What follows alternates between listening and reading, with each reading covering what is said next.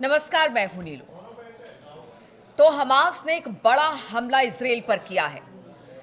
हम आपको बता दें कि लगातार इजराइल गजा पट्टी पर हमला करता रहा है। पिछले कुछ दिनों में हमने देखा कि कितने लोग गजा पट्टी में मारे गए, कितने फिलिस्तीनियों ने अपनी जान गंवाई, लेकिन अब इसका जवाब हमास ने दिया है।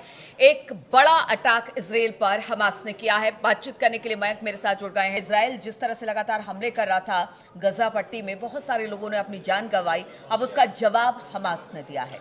देखिए, ये साल का सबसे बड़ा हमला माना जा रहा है जो हमास की तरफ से इजराइल पर किया गया। जो इन्फॉर्मेशंस आ रही हैं उसके मुताबिक ये हमला कल रात को किया गया है, रात के 9 बजे के करीब। और सबसे बड़ी बात यह है कि ये जो रॉकेट्स फायर किए गए, जो हमास की तरफ से पहले भी इस तरह से किया जा रहा था कि बहुत ही कम समय में एक साथ कई रॉकेट्स फायर किए गए, और आधे से ज़्यादा रॉकेट्स बताया जा रहा है कि वो इजराइल में सटीक ठिकानों पे जहां टारगेट किए गए थे वहां पे गिरे हैं। इजराइल का defence system, air defence system एक बार फिर बुरी तरह से फेल हुआ है। आयरन डोम सिस्टम इन रॉकेट्स को, मिसाइल्स को नहीं रोक पाया। ये खुद इजराइल की तरफ से क्लेम किया गया है कि कई जगह पे जो है वो ये रॉकेट्स गिरे हैं और जिससे बड़ी तबाही भी हुई है। सोशल मीडिया में इसकी तस्वीरें सामने आनी शुरू हो गई हैं। देखिए, इजराइल पे जब भी अटैक होता है तो जल्दी तस्वीरें बाहर नहीं आती, लेकिन सोशल मीडिया पे इस हमलों की तस्वीरें सामने आने लगी हैं और कई रॉकेट्स तो अपार्टमेंट से टकराते हुए भी दिखाई दिए हैं कि जो रॉकेट्स थे वो किसी अपार्टमेंट से टकरा रहे हैं या किसी पर्टिकुलर बिल्डिंग पे गिर रहे हैं।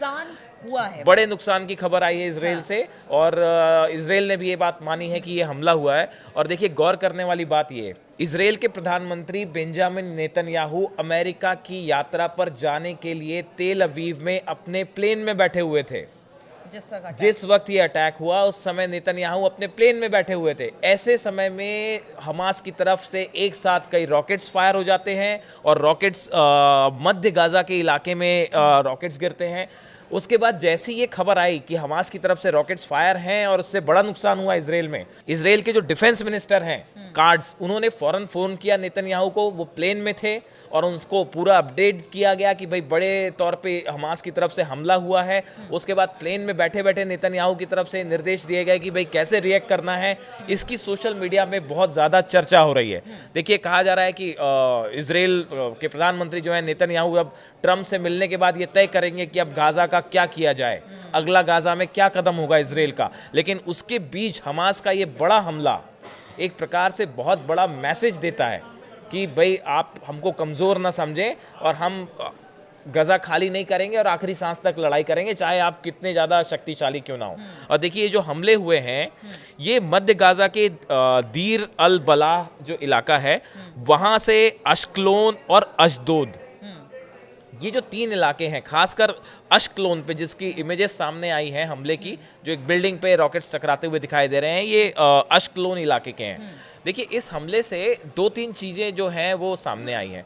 पहली चीज़ तो ये कि इन रॉकेट्स को लेके ईरान का डिफेंस सिस्टम, खासकर आयरन डोम का फेल होना, ये लगातार इजराइल के साथ ये हो रहा है। पिछले काफ़ी समय से इजराइल के ऊपर जो हमले हुए हैं उनको रोकने में हम देख रहे हैं कहीं ना कहीं इजराइल का डिफेंस सिस्टम नाकाम हो रहा हो, चाहे वो आयरन डोम सिस्टम क्यों ना हो। और अब थार्ड सिस्टम भी, जो हमने अपने पिछले वीडियो में चर्चा की कि अमेरिका की तरफ से थार्ड सिस्टम की सेकंड जो सप्लाई है वो इजराइल आ गई है, कर दी गई है।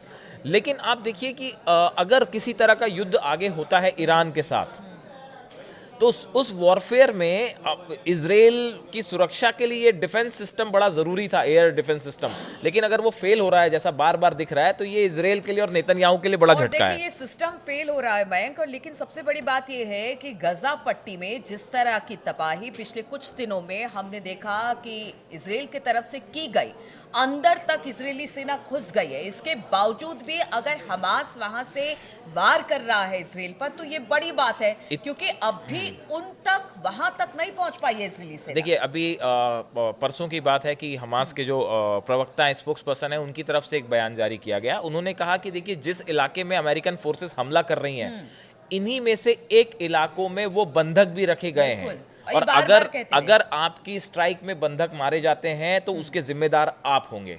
ये हमास की तरफ से साफ साफ कह दिया गया है कि आप लगातार स्ट्राइक कर रहे हैं, एयर स्ट्राइक हो रही है, ड्रोन स्ट्राइक हो रही है, मिसाइल स्ट्राइक्स हो रही हैं, और आपकी किसी मिसाइल अगर या एयर स्ट्राइक में अगर बंधकों को हमने जहां रखा है वहां पे स्ट्राइक हो जाती है और वो मारे जाते हैं, तो जिम्मेदार आप। तो देखिए, एक बात तो है कि इजराइल वो बंधक कहाँ है पता लगाने में पूरी तरह से फेल है। उसके बाद आपने ठीक कहा कि इतने हमलों के बाद भी जो अल कासिम ब्रिगेड है, हमास का जो यूनिट है, इसके पास देखिए ईरान की तरफ से भी इसमें कोई दो मत नहीं है कि ईरान की तरफ से भी जो है वो हथियार सप्लाई हो रहे हैं। भले अभी वो चैनल कुछ समय के लिए बाधित रहा, लेकिन इसका मतलब ये नहीं है कि हमास के हथियार खत्म हो गए हैं या उसके पास सप्लाई रुक गई है पूरी तौर पे। तो ये जो अटैक है, इससे दो तीन संदेश बड़े साफ हैं कि हमास की तरफ से कि हम झुकने वाले नहीं हैं। आप अमेरिका जाके चाहे कोई डील कराइए, अगर आप चाहते हैं कि फिलिस्तीनी खाली कर देंगे गजा को, तो ऐसा नहीं होने वाला। बंधकों को हम तभी छोड़ेंगे जब आप हमसे टॉक्स करेंगे। बिना शर्तों के जो है उनको नहीं छोड़ा जाएगा। और तीसरा, अगर आप हम पे हमला करते हैं, फिलिस्तीनियों को हटाने की कोशिश करते हैं, तो आपको करारा जवाब दिया जाएगा। ये तीन संदेश जो है वो हमास की तरफ से क्लियर है। बिल्कुल, तो हमास ने बड़ी सही टाइमिंग चुनी है। जब नेतन्याहू अमेरिका जाने के लिए निकले थे, उसी वक्त ये बड़ा हमला हमास की तरफ से इजराइल में किया गया।